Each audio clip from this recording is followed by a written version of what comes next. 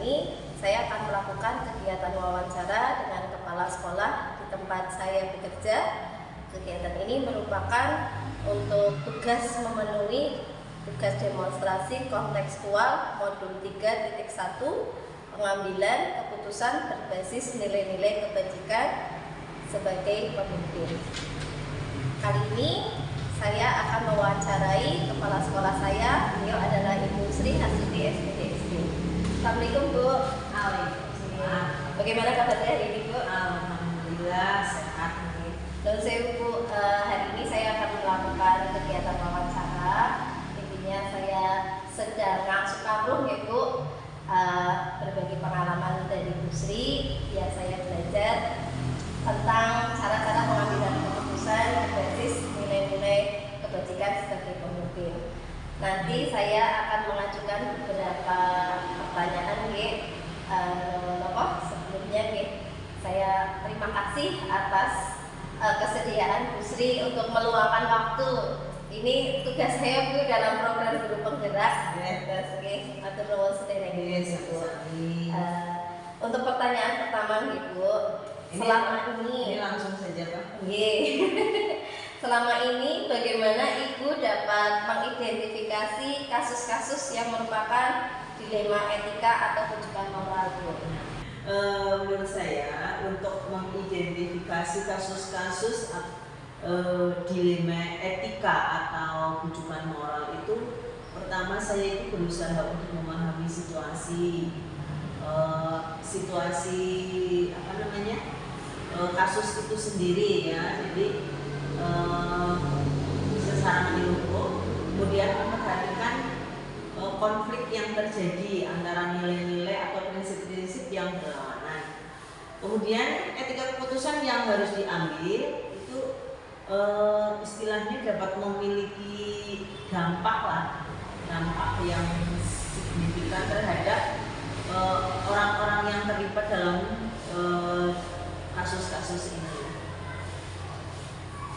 Kemudian saya juga harus paling tidak kita harus berbicara dengan tim, terutama guru. Kalau ini masalah mungkin kasus di sekolah ya, terutama mungkin kasus anak atau kasus teman. Jadi intinya tetap ada sebuah komunikasi dengan tim guru semua ya Bu. Baik. Untuk pertanyaan kedua Bu, selama ini bagaimana Ibu menjalankan pengambilan keputusan di sekolah, terutama untuk kasus-kasus di mana ada dua kepentingan yang sama-sama benar atau sama-sama mengandung nilai kebajikan? Ya, jadi dalam pengambilan keputusan untuk kasus-kasus seperti ini, saya berusaha untuk melibatkan beberapa pihak yang terkait. Kemudian saya memfasilitasi untuk melakukan diskusi terbuka dan secara adil, memungkinkan setiap pihak untuk menyampaikan pendapat atau pandangannya atau argumen mereka. Kemudian saya juga untuk mencoba menemukan jalan keluar atau solusi yang terbaik pada sebagian yang mempunyai kepentingan tersebut. Kemudian saya melakukan mengacu pada nilai-nilai inti sekolah dan kebijakan yang telah ada untuk memberikan kerangka dalam pengambilan keputusan. Jadi intinya tetap mengacu pada nilai-nilai inti sekolah gitu. Untuk pertanyaan ketiga, langkah-langkah atau prosedur seperti apa yang biasa Bu Sri lakukan selama ini? Tentunya yang pertama, setelah tadi yang pertama mengamati kasus tersebut secara menyeluruh, kemudian yang kedua mengumpulkan informasi yang lengkap tentang situasi, termasuk berkomunikasi dengan yang terlibat dalam terlibat dalam kasus-kasus itu. Kemudian mencari referensi terkait. Selanjutnya melibatkan tim lagi untuk pengambilan keputusan dalam berdiskusi terstruktur. Kemudian mencoba kembali untuk mengidentifikasi opsi yang mungkin bisa diambil dan mengevaluasi dampaknya. Kemudian keputusan setelah mendapat pertimbangan dari tim, kemudian secara matang dengan pertimbangan nilai etika dan moral yang mendasari di sekolah. Untuk pertanyaan keempat ya Bu, hal-hal apa saja yang selama ini Bu Sri anggap efektif dalam pengambilan keputusan pada kasus-kasus dilema etika?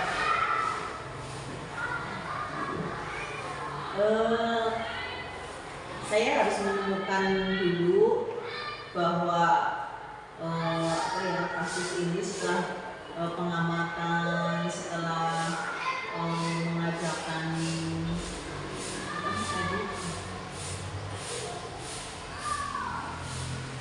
mengumpulkan informasi, kemudian saya melibatkan banyak perspektif dan pendekatan yang kolaboratif, yang efektif. Selain memiliki kerangka nilai-nilai sekolah sebagai pedoman dalam pengambilan keputusan, kita ambil selaras dengan nilai-nilai yang berlaku di sekolah. Terlebih lagi untuk mengutamakan kesejahteraan siswa dan pemangku sekolah lainnya. Yang paling penting dalam setiap pengambilan keputusan itu harus adil lah. Baik. Untuk pertanyaan kelima ya Bu, hal-hal apa saja yang selama ini merupakan tantangan dalam pengambilan keputusan pada kasus-kasus dilema etika yang menurut Bu Sri itu menjadi sebuah tantangan Bu?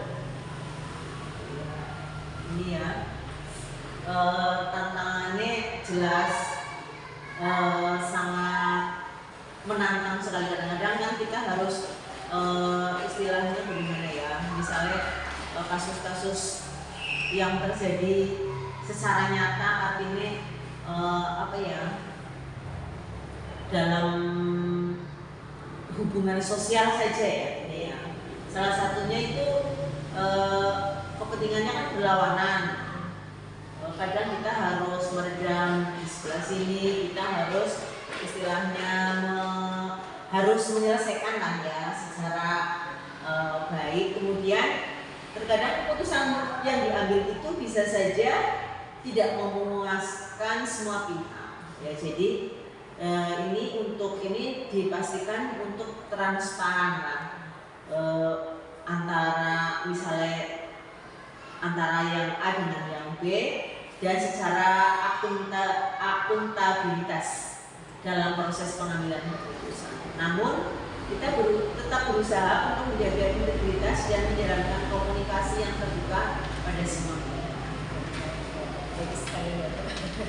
Untuk pertanyaan berikutnya yaitu, apakah Bu Sri itu memiliki sebuah tata kelola atau jadwal tertentu dalam sebuah penyelesaian kasus dilema etika? Apakah Bu Sri langsung menyelesaikan ke depan atau memiliki sebuah jadwal untuk menyelesaikannya? Terus bentuk atau prosedur yang seperti apa yang Bu Sri jalankan? Ya, jadi karena ini mengenai kasus-kasus dilema etika ya, jadi saya percaya bahwa setiap kasus ini memiliki konteks yang unik. Jadi setiap kasus ini tidak ada pendekatan atau ukuran tertentu. Jadi kami tidak memiliki jadwal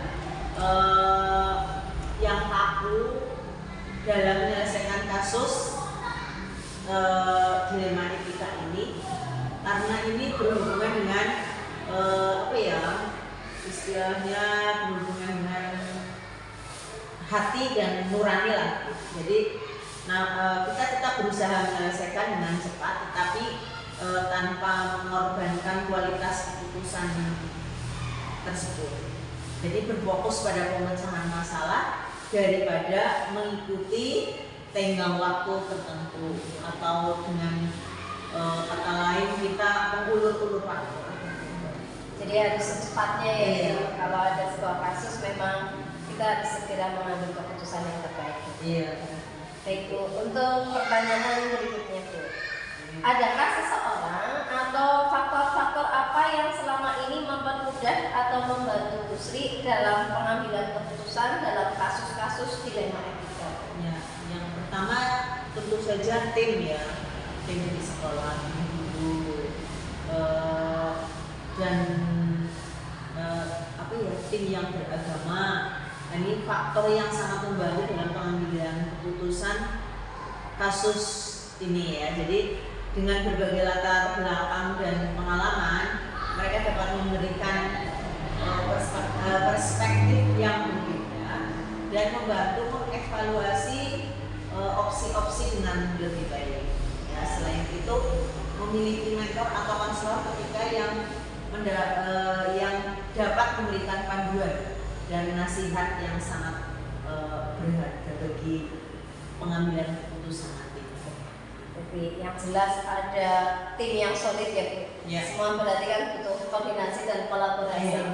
Terutama ini dengan guru-guru yang lebih senior. Baik Bu. Untuk pertanyaan terakhir nih Bu. Dari semua hal yang telah disampaikan, pembelajaran apa yang dapat Ibu petik dari pengalamannya Bu Sri ketika mengambil keputusan dilema etika Bu? Nah, iya, jadi perlu jadi pengalaman dalam mengambil keputusan dilema etika ini mengajarkan pentingnya kebijakan yang jelas dan komunikasi yang terbuka dan transparan.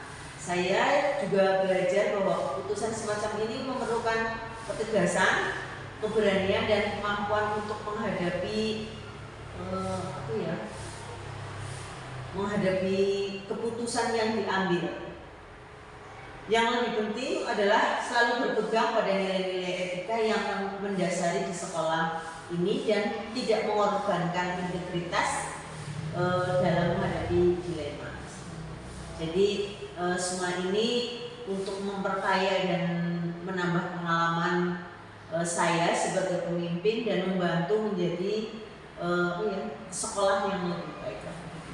Nih jawaban-jawaban dari Bu Sri sangat luar biasa. Yang jelas pengalamannya dari Bu Sri itu sudah sangat jelas nanti akan menjadi ilmu yang bermanfaat bagi saya ya Bu. Ini apalagi di program Guru Penggerak ini kan saya dilatih ya Bu. Ini adanya sebuah kerjasama dan kolaborasi dari saya dengan kepala sekolah di instansi saya atau rekan-rekan sejawat lain juga itu saya sama-sama belajar. Terima kasih Bu Sri atas waktu dan kesediaan sudah saya wawancarai ya Bu. Sama-sama.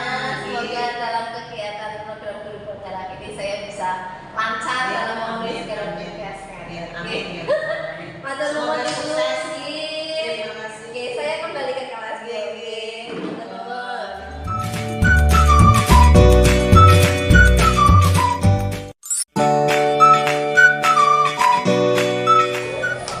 Assalamualaikum warahmatullahi wabarakatuh. Bertemu lagi dengan saya Lisa Dinda Pertiwi, calon guru penggerak angkatan 11 dari SD Negeri 2 Trecon, Kabupaten Purbalingga. Dalam video kali ini saya akan melakukan kegiatan wawancara dengan salah satu kepala sekolah di lingkungan saya. Ini kegiatan merupakan tugas demonstrasi kontekstual modul 3.1 pengambilan keputusan berbasis nilai-nilai kebajikan sebagai pemimpin. Kali ini saya berkesempatan mewawancarai Pak Wildan Rahmatullah. Beliau adalah Kepala SD Negeri 1 Kaligabong. Assalamualaikum Pak Wildan. Waalaikumsalam. Bagaimana kabarnya Pak hari ini? Alhamdulillah baik. Pertama-tama saya mau mengucapkan terima kasih Bapak sudah berkenan meluangkan waktu dan memberikan saya kesempatan untuk melakukan kegiatan wawancara ya Pak. Kegiatan wawancara ini intinya saya itu sedang ngamsuk kawruh Bapak meminta pengalaman ya, cerita pengalaman dari Bapak sebagai seorang pemimpin dalam mengambil keputusan selama ini di instansi tempat Bapak bekerja. Kira-kira Bapak sih di sini sudah berapa tahun ya Pak? kurang lebih 1 tahun 3 bulan. Oke, 1 tahun 3 bulan dalam rentang waktu 1 tahun 3 bulan itu yang jelas sudah banyak pengalaman ya Pak dalam mengambil keputusan ya. Ya lumayan, sudah beberapa kali. Terus nanti non sewu saya akan mengajukan beberapa pertanyaan ya Pak. Oke, langsung saja ya Pak. Untuk pertanyaan pertama nih ya. Selama ini bagaimana Bapak dapat mengidentifikasi kasus-kasus yang merupakan dilema etika atau rujukan moral Pak? Terima kasih Bu Lisa pertanyaannya. Sebelumnya pertanyaan saya jawaban dari saya kurang memuaskan. Saya mohon maaf ya. Kita mulai aja dengan santai saja karena ya walaupun sudah siang juga supaya lebih akrab, supaya lebih santai jawabannya juga lebih masuk ya.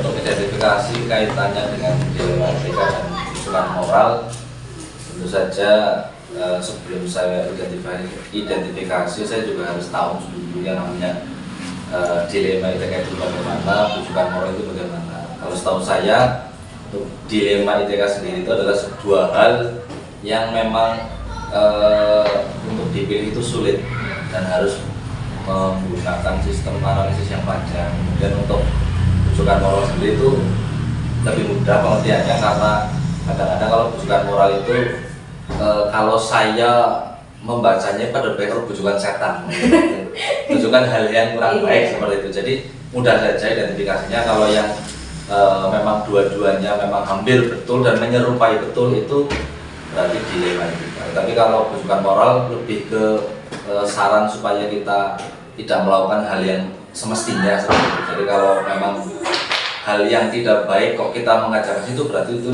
yang rujukan moral seperti itu mungkin Bu Lisa. Bagus ya Pak jawabannya ya Pak. Pertanyaan berikutnya nih Pak, selama ini bagaimana Bapak menjalankan pengambilan keputusan di sekolah Bapak, terutama untuk kasus-kasus di mana ada dua kepentingan yang sama-sama benar atau sama-sama mengandung nilai kebajikan? Untuk mengambil sebuah keputusan di sekolah memang kita kepengennya cepat, tetapi pengalaman saya jika mengambil keputusan secara cepat kadang-kadang tidak tepat gitu. Karena itu ada beberapa hal yang memang harus perlu dipikirkan terlebih dahulu, walaupun ya dalam pemikiran juga jangan terlalu lama karena kadang-kadang keputusan juga membutuhkan waktu yang cepat supaya masalah juga selesai. Yang pertama ada beberapa prinsip yang saya ambil untuk membuat sebuah keputusan. Yang pertama itu tentang jelas keadilan, tentang keadilan, kemudian kejujuran dan integritas, kemudian kepentingan siswa dan peraturan sekolah itu sendiri. Kalau memang masalahnya tentang siswa ya atau sekolah, yang paling utama adalah untuk kemaslahatan dari siswa sendiri. Itu prinsip utama dalam mengambil keputusan kalau terkait tentang sekolah. Kemudian saat mengambil keputusan kita tidak bisa langsung karena ada beberapa langkah yang harus kita laksanakan. Yang pertama jelas mengumpulkan informasi dari berbagai sisi, karena kalau informasi dari sebelah saja kadang-kadang kita menjadi berat sebelah. Kemudian juga yang kedua sudah saya kumpulkan informasi, kemudian menganalisis situasinya dianalisis, kemudian konsultasi jika memang diperlukan kepada guru-guru atau mungkin orang tua yang berkesempatan di situ. Kemudian ada setelah itu membuat keputusan dibuat. Setelah itu yang terakhir mengadakan evaluasi apakah keputusan tadi benar apa enggak. Kalau sudah benar berarti bisa digunakan untuk kegiatan lain, kalau belum benar berarti untuk pelaksanaan perbaikan supaya ada hal seperti itu kemudian menjadi lebih baik di waktu yang akan datang. Seperti mungkin Bu Lisa. Oke, baik Pak. Untuk pertanyaan berikutnya Pak, langkah-langkah atau prosedur seperti apa yang biasa Pak Wildan lakukan selama ini Pak? Ya, mungkin pertanyaannya hampir sudah dijawab dengan yang tadi sama. Yang pertama tentang mengumpulkan informasi, kemudian menganalisis, kemudian juga konsultasi dengan pihak yang terkait, kemudian membuat keputusan, dan yang terakhir membuat sebuah evaluasi. Seperti itu. Mungkin kalau di dalam materi pembelajaran karena memang lebih panjang seharusnya, tapi saya buat singkat, saya buat ringkas seperti itu supaya lebih cepat dan juga tepat sasaran, seperti itu bisa. Oke, pertanyaan berikutnya bagi Pak. Hal-hal apa saja yang selama ini Pak Kidan anggap itu efektif dalam pengambilan keputusan pada kasus-kasus dilema etika, Pak? Oke. Ada beberapa hal yang mungkin menjadi faktor efektif nih. Yang pertama yaitu tentang keterbukaan. Mungkin jika ada sesuatu hal atau masalah, kita tentu saja harus terbuka, bukan dari sisi saya tapi juga sisi mereka-mereka yang bermasalah, supaya masalahnya terbuka. Kalau masalahnya jelas apa itu yang harus diputuskan kan jelas, tidak salah memberikan obat atau salah diagnosis seperti itu. Kemudian yang berikutnya itu komunikasi yang baik.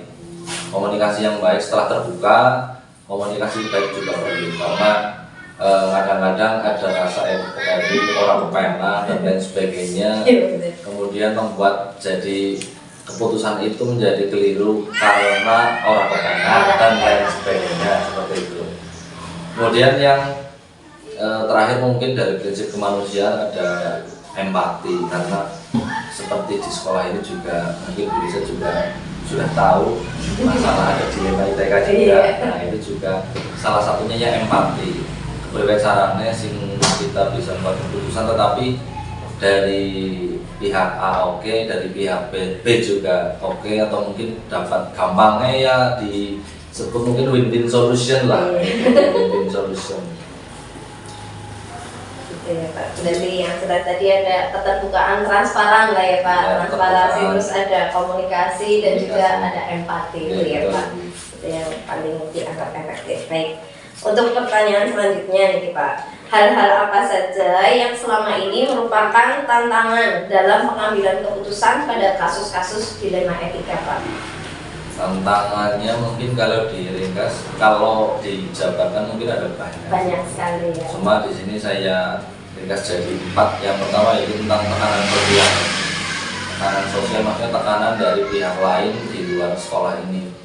Kadang-kadang saya takut dari internal sudah terlaksana dengan baik, sudah terkondisi dengan baik, dari eksternalnya yang keluar, sehingga dole keputusannya sudah oke, sudah baik, malah tidak baik karena ada tekanan sosial dari luar. Alhamdulillah sih selama ini tidak ada, tetapi yang saya takutkan seperti itu sebagai salah satu kekhawatiran.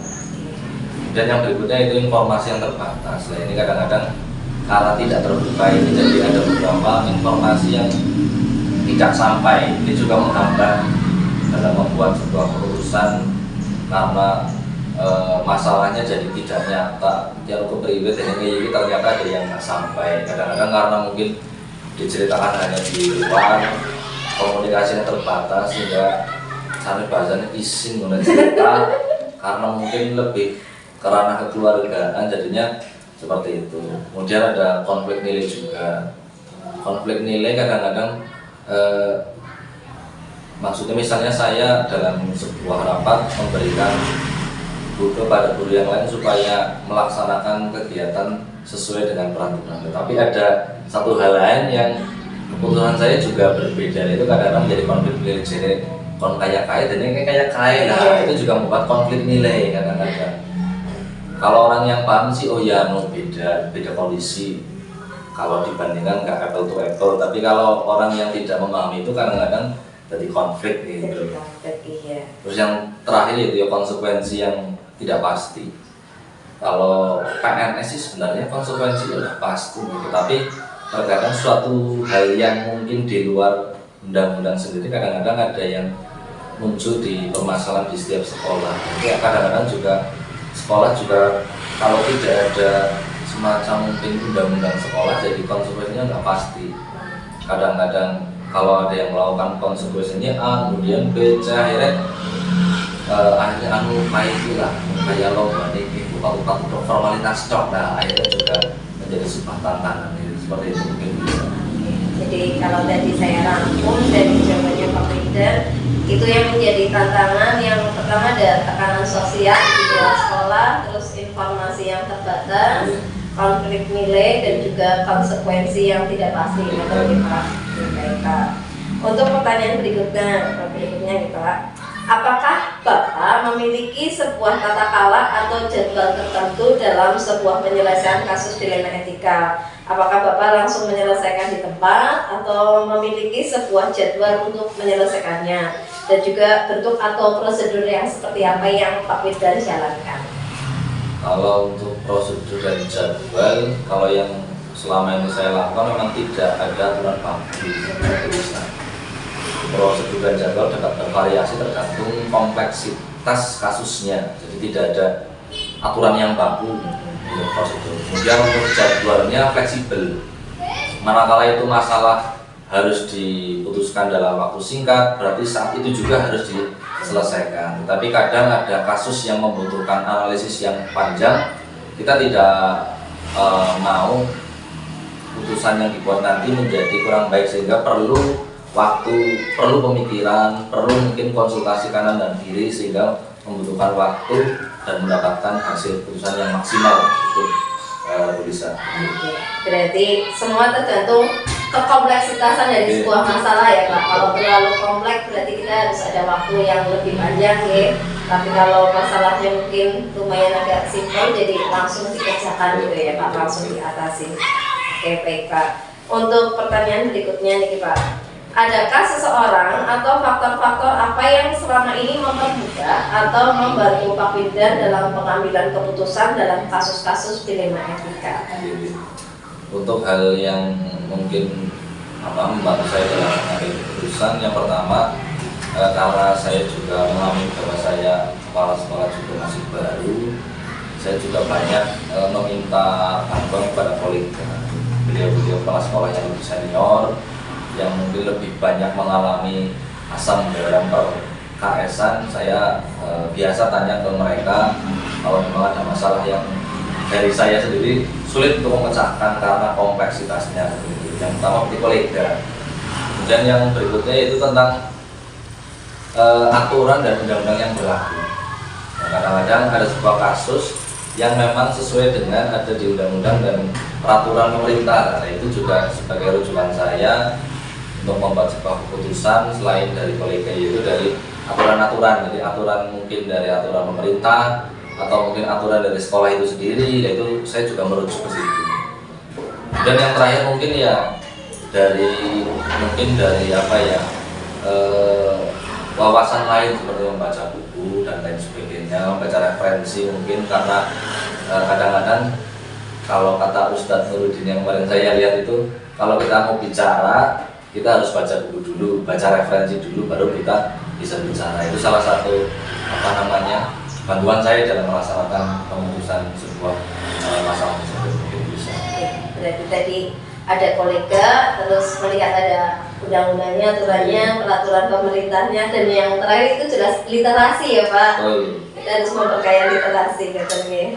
Kayak itu jawabannya sangat luar biasa gitu Pak. Untuk pertanyaan terakhir nih Pak Wildan, dari semua hal yang telah disampaikan, pembelajaran apa yang dapat Pak Wildan petik dari pengalamannya Bapak ketika mengambil keputusan dilema etika? Ada 3 hal yang penting sebagai sebuah pembelajaran saya kalau ketemu kasus dilema etika. Yang pertama jelas pentingnya refleksi. Pentingnya refleksi itu berarti pentingnya kita berkaca setelah kita membuat sebuah keputusan, apakah itu keputusannya sudah baik atau sudah tepat. Kemudian juga refleksi tersebut juga kita mungkin laksanakan tidak hanya dengan sendiri, dengan kolega, dengan teman-teman sejawat yang ada di sekolah masing-masing. Kemudian yang berikutnya yaitu terbuka terhadap semua perspektif yang berbeda. Jadi jangan kita menganggap bahwa kita pintar sendiri, walaupun seorang kepala sekolah belum tentu saya bisa menguasai semua hal. Kemudian guru juga, walaupun masih guru juga belum tentu tidak menguasai. Tapi kadang-kadang kami saling melengkapi. Kalau memang saya nggak bisa, ya saya tanya kepada guru dan lain sebagainya. Jadi jangan takut dengan perspektif yang berbeda. Jadi kalau ada masukan ya kita bisa kita timbang-timbang. Kalau memang lebih baik dari keputusan kita sendiri ya kita lakukan. Kemudian yang ketiga mungkin yaitu tentang pentingnya komunitas, atau bahasanya ya pentingnya bersosialisasi lah. kita sebagai manusia normal, manusia sosial kan tidak mungkin hidup bisa sendiri. Jadi kita bisa ngobrol dengan komunitas kita sendiri, dengan yang paling dekat mungkin dengan guru kita atau teman kolega atau guru lain, kepala sekolah lain, atau mungkin orang lain di luar kependidikan. Itu juga penting kita mencari ilmu dari situ, karena kadang-kadang juga saya bergaulnya kan tidak semua dengan jurusan pendidikan, tapi ada jurusan mungkin dari bidang lain seperti pertanian, perdagangan dan sebagainya. Itu salah satu sumber inspirasi juga, pembelajaran juga supaya kita suka berkomunitas. Yang penting komunitasnya bukan komunitas yang toksik, seperti itu bisa. Jadi tadi ada 3 hal ya Pak, yang pentingnya refleksi, terus pentingnya terbuka terhadap sesama atau terhadap semua perspektif yang ada, terus juga pentingnya komunitas atau sosialisasi. Berarti di sini memang sangat dibutuhkan sekali antara koordinasi, komunikasi dan kolaborasi ya Pak, entah itu dari lingkungan pendidikan atau di luar pendidikan. Betul sekali, bisa. Ini pengalaman Pak Wildan yang sangat luar biasa. Yang jelas ini apa yang disaringkan dari Pak Wildan ke saya ini sudah menjadi ilmu yang sangat bermanfaat bagi saya. Terima kasih Bapak atas jawaban-jawaban yang memang sangat bermanfaat sekali bagi saya. Mungkin itu saja yang bisa saya ajukan ke Bapak. Terima kasih atas semua jawaban dan saya mohon doanya ya Pak, semoga saya diberikan kelancaran ya, untuk menyelesaikan kegiatan program guru penggerak ini. Insyaallah lancar sampai nanti lokasi sudah. Amin ya rabbal alamin. Terima kasih atas waktu dan kesediaan Bapak untuk melakukan kegiatan wawancara dengan saya siang hari ini. Kata Pak. Terima kasih. Assalamualaikum. Waalaikumsalam warahmatullahi wabarakatuh.